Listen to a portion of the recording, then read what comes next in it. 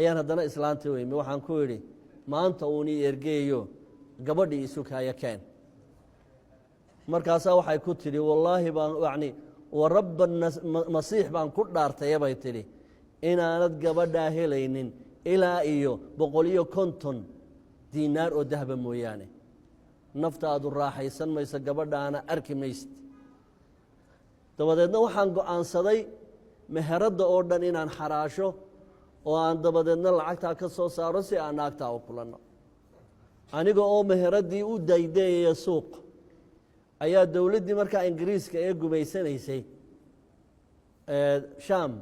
amar bay soo jeedisay waxay tidhi waxaan reer shaam ahayn oo khariib ah oo dhan cahdigii wuu buray ha ka baxaan dalka anigoo 150kii daydeeyaya sidii baan markaa qasab ay ugu noqotay maca xubbii aan jacaylkii gabadhii u qabo inaan waddankii ka tago waxaan markaa sameeyey inaan ka baayac mushtareeyo dumarka addoonta ah ayaan iibin jiray 3 sannadood ka bacdi ayaa anigoo baayac mushtarigaa ku jira ayaa waxaan layga soo dalbaday gabadh jaariyada oo la iibinayo oo anigu markaa jaariyadii aan iibinaya ka mid ah limaliki naasir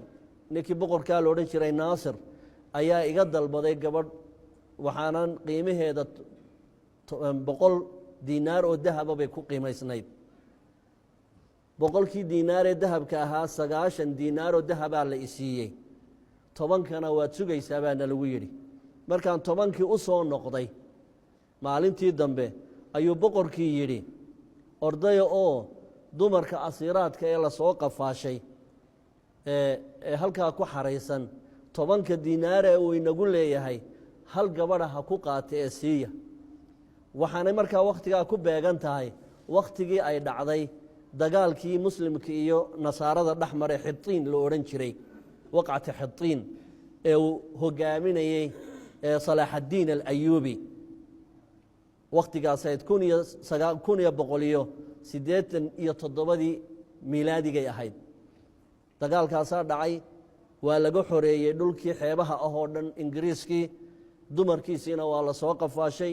dabadeedna waa la soo xareeyo baytulmaalkaa lagu soo xareeyey 10kii dirham ee 10kii diinaare ee harhsanaa ayaa lay dhexgal xeradaasoo hal gabadha ku qaado 10kaaga albaabkii baa la ii furay haweenkii baan dhex galay waxaaba dhex taagan gabadhii waagii aan caashaqsanaa ee 2 jeer aan eriyey een ilaahay dartii uga joogsaday markaasaan taasaan qaadanayaa anigu tii baan la soo baxay buu yidhi hadhowtaan gurigaygii geystay waxaan ku idhi ma i garanaysaa markaasay tidhi maya ku garan maayo dee waa qof maxaan ku idhaha la soo qabsaday oo waayo adagi soo maray waxay tidhi maya ee kuma garanayo markaasaa wuxuu ku yidhi miyaanad garanaynin ninaad marna 50 ka qaaday marna 100 ka qaaday markii ugu dambaysana 150 aad ka sugaysay haa waan garanayaa ninkii baan ahay maantana 10 diinaar ayaan kugu helay maantana 10 diinaar ayaan kugu helay gabadhii way yaabtay wuxuu markaa sheekhaasi leeyahay isla halkaasay gabadhii ku islaamtay waxay tidhi ashhadu an laa ilaaha ila allah wa ashhadu anna muxamadan rasuulu اllah markay muslimtay waan mehersaday intaan xoreeyey annagoo markaa wada nool ayaa islaantii noo dhaxaysay ee maxaanku idhaha na xidhiidhinaysay oo hooyadeed ahayd oo haddana u fataalaysay la waa gaale ayaa iyadu qoladii lasoo qafaashay may ahayne waxay ka soo daba dirtay sanduuqii dharkeedu ku jiray iyo lacagtii berigii aan siiyey oo 2dii kiish ku kala xidhan gurigii baa la keenay waa la furay waxaanba ugu tegey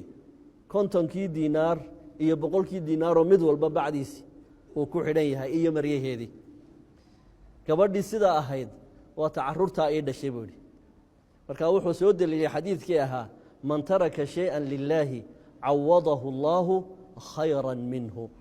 ninkii ilaahay dartii u daaya shay xaaraana uga hadha ilaahayna tabaaraka wa tacaala wuxuu ugu bedelaa khayra minhu wixii uu ka tegay wax ka khayr badan